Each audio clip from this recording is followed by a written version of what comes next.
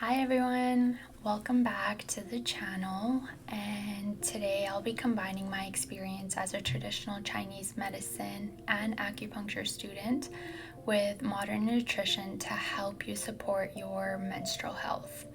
We'll explore different topics like foods, habits, and even TCM principles that can play a role in managing your cycle and various different menstrual disorders. If I am looking side to or kind of look like I'm reading something, it's because I have all my notes from class on the different aspects of all of what we're going to cover. So that's what I'm looking at, okay? Stay tuned.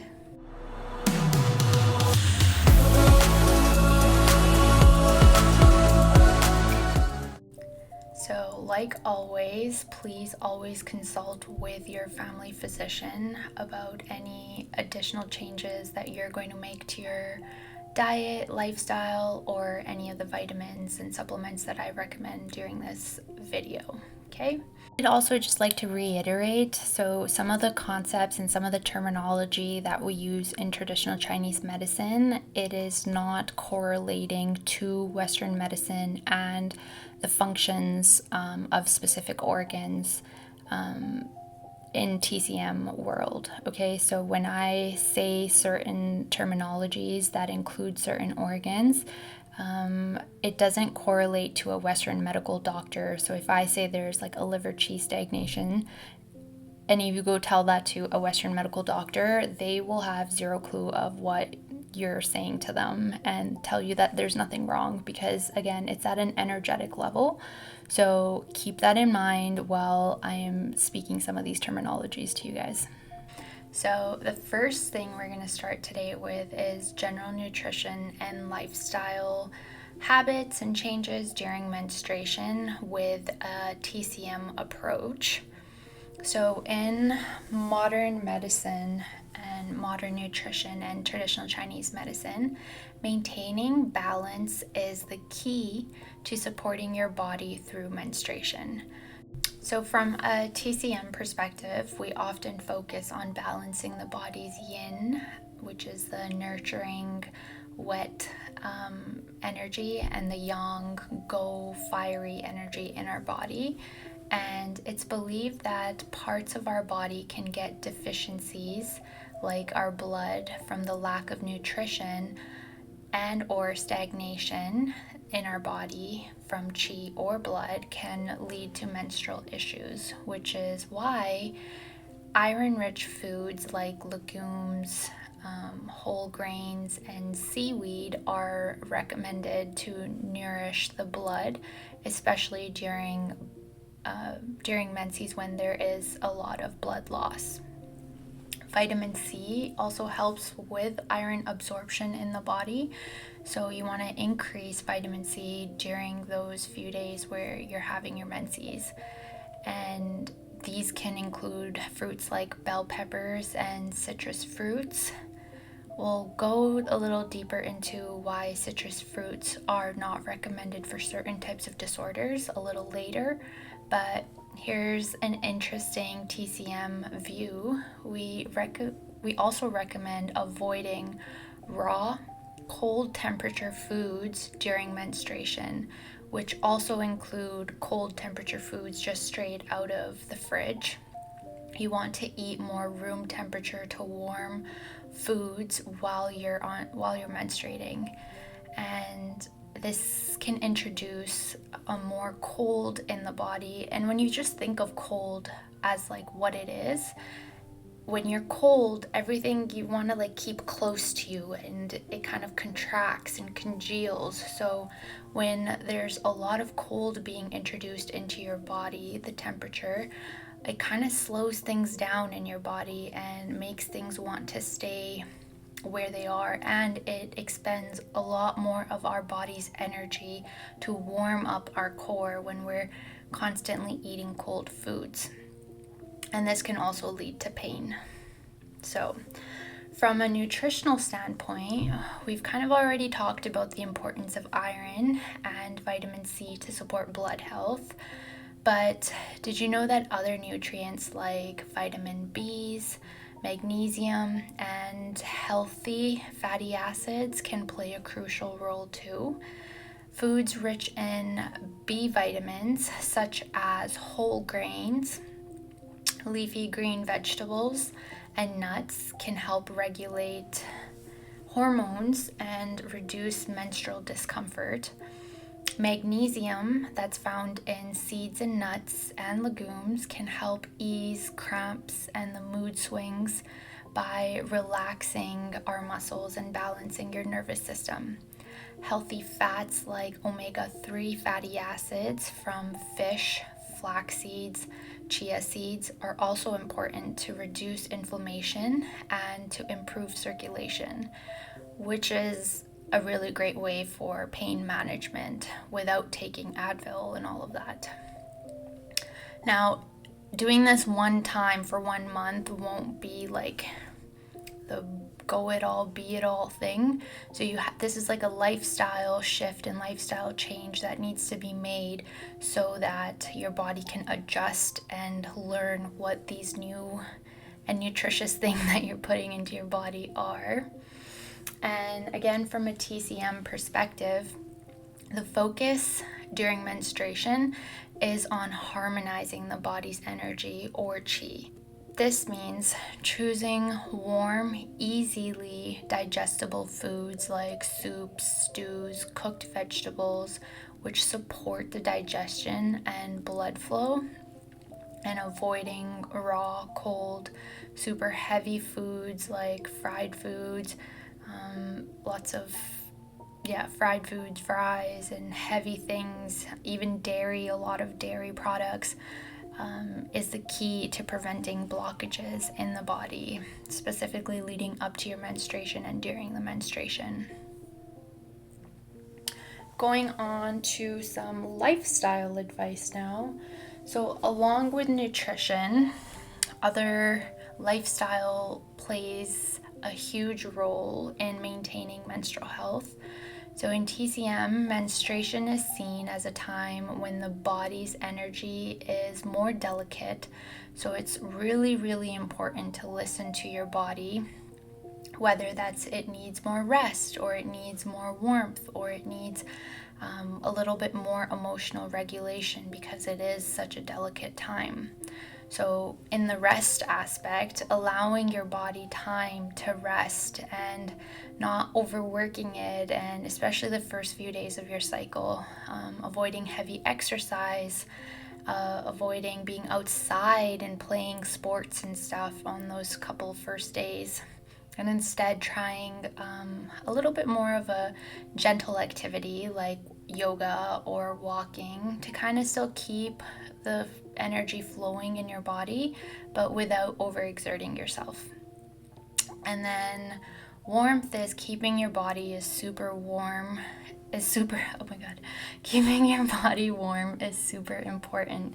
TCM suggests avoiding cold environments, cold showers specifically, and I know that's a huge thing right now as a trend to do cold plunges and all of that. You have to be super mindful of around your menstruation to keep your body warm. So avoiding cold showers and instead opting for warm baths and wearing comfy, cozy clothes to keep your body warm. Emotional balance is a huge one also, because stress and emotional turbulence can block your chi and lead to menstrual problems. So taking time to either meditate, practicing deep breathing, or to engage in activities that help you relax can make a huge difference. And again, these are slow approaches, so repetition is needed and some patience with them is needed, and it'll be a slow lifestyle change. And a lot of these suggestions that I'm about to make today, and I am making, we are creatures of habit, so take them slow. Start with one area of your body or one area of nutrition or one area of your lifestyle, and try maintaining that for a month or 2 months. And then while it becomes second nature to you, then try changing something else. Because if you try doing everything that I'm speaking of on right now at the same time, you will get overwhelmed and you will want to quit and revert back to everything else that you were doing before. And we don't want that. Recap, I'm looking at my notes, quickly to recap of what are general principles that you want to do and have in your diet and supplements. I'm going to list them here now, and it's increasing your iron and your iodine, which can help reduce blood loss in menses. And examples would be legumes, whole grains, seaweed, vitamin C, which increases iron absorption, calcium and zinc increase. These two things, calcium and zinc, decrease 10 days before your period starts. So increasing intake of legumes and grains and seeds and magnesium can help about 10 days before your period's supposed to start.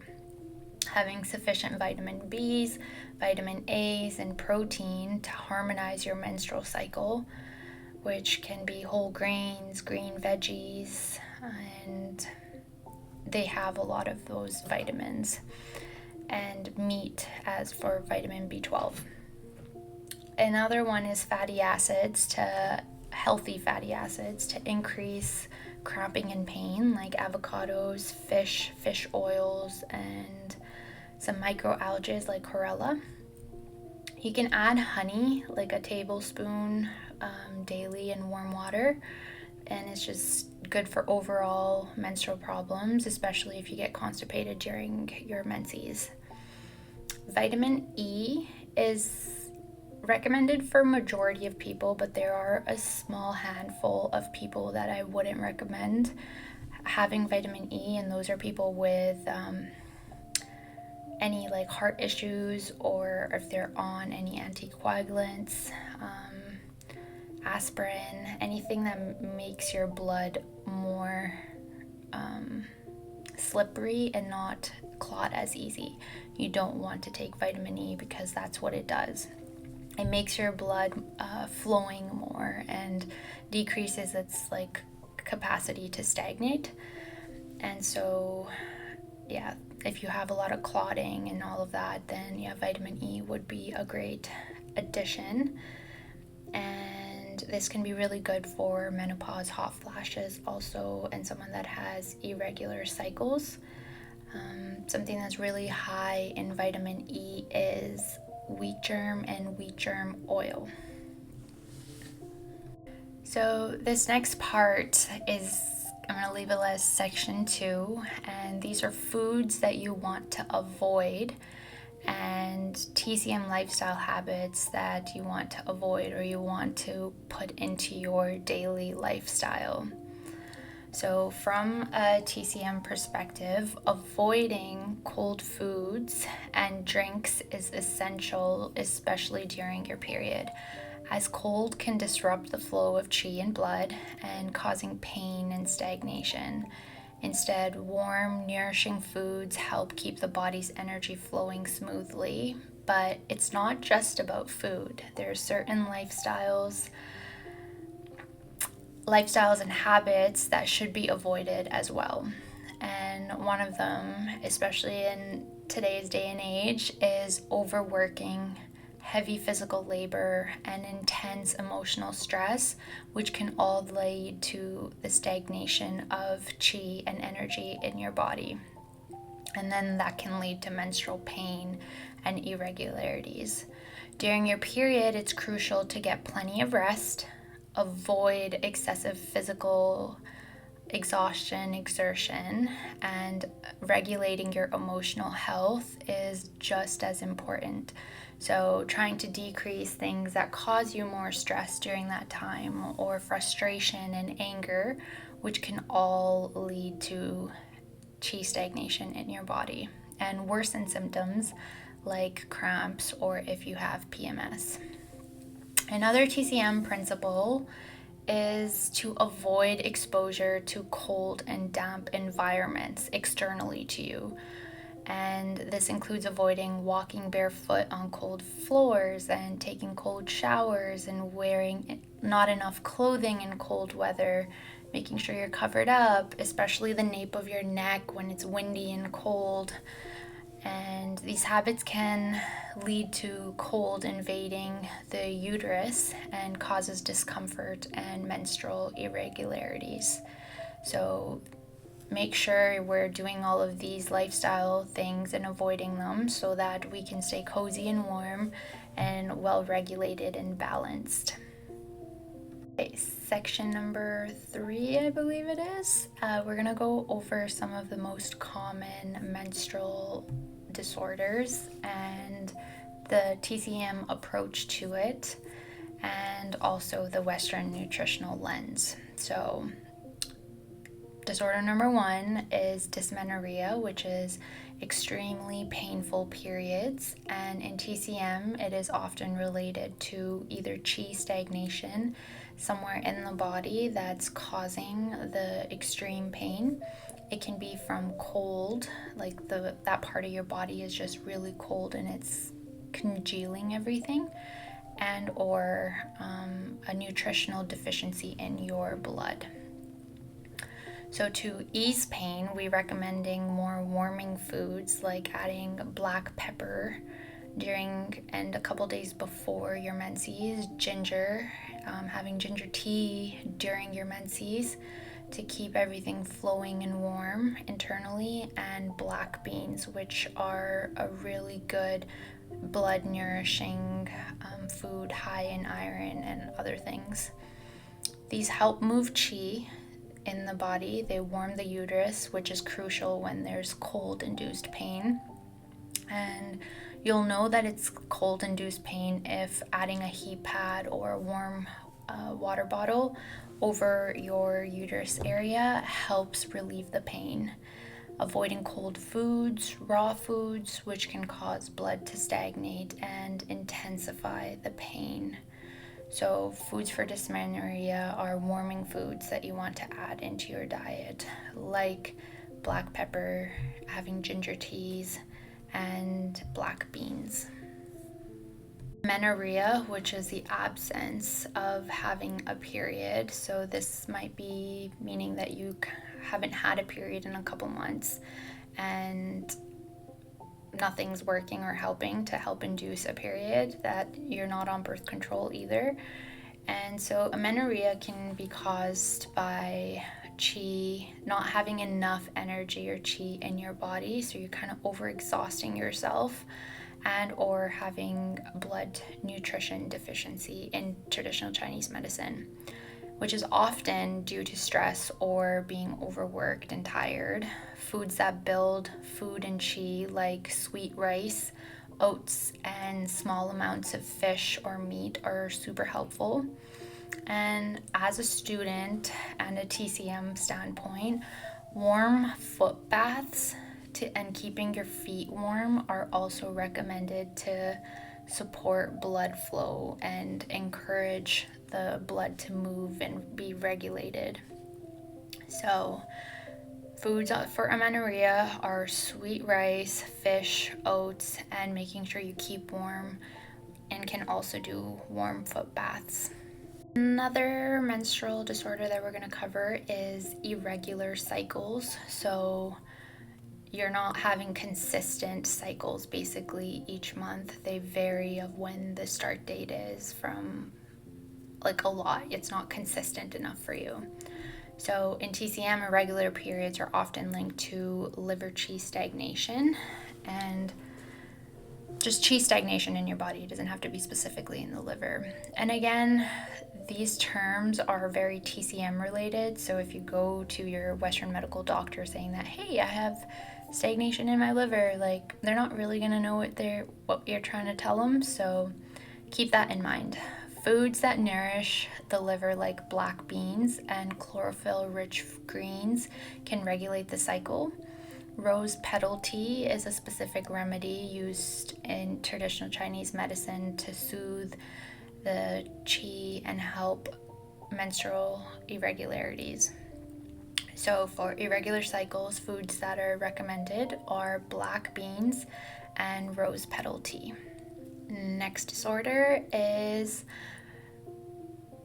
premenstrual syndrome, okay, PMS, and this is frequently connected with, in traditional Chinese medicine, with qi stagnation in the liver and leading to symptoms like irritability or fatigue, which can be balanced. Nutrition balance can definitely help with this, and acupuncture or acupressure points can also help. And I will put a picture on in this area of the 2 acupressure points that you can push right before going to bed and kind of massage them in a circular motion for 10 to 15 seconds. And this can help move stagnant qi and relieve some PMS symptoms. And those are going to be right here somewhere. So PMS relief is eating whole foods, adding acupressure to these 2 points, liver 3 and spleen 6. But not least is, actually no, I have one more after this, but this one is menstrual heavy bleeding. Okay, so for those dealing with heavy periods, raspberry leaf tea and herbs like shepherd's purse have homeostatic properties that control bleeding. So they kind of get the vessels in our body to contract and decreases the amount of blood that's coming while you're on your period.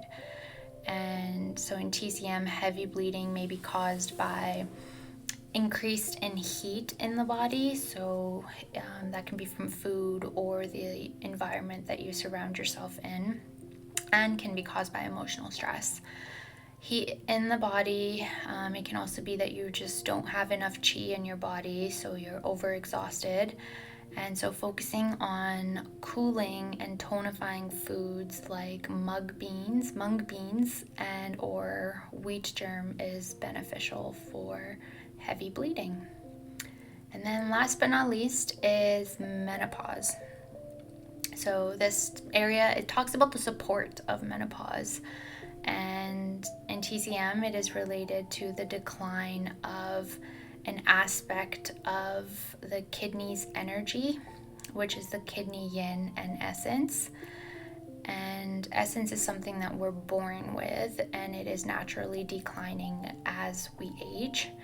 And so, which leads to the symptoms like hot flashes and night sweats. And to balance this, we focus on foods that nourish the yin, like black sesame seeds, mung beans, and tofu.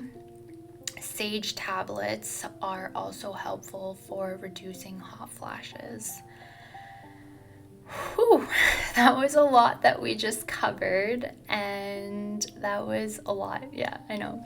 But that's it for today, and I hope this blend of traditional Chinese medicine and modern nutrition was helpful in managing some of our menstrual health problems. And if you're interested in more TCM insights or acupuncture tips, make sure you subscribe and feel free to drop any questions in the comments. And thank you so much for watching. I am very grateful if you've made it this far to the end of the video, and see you next time.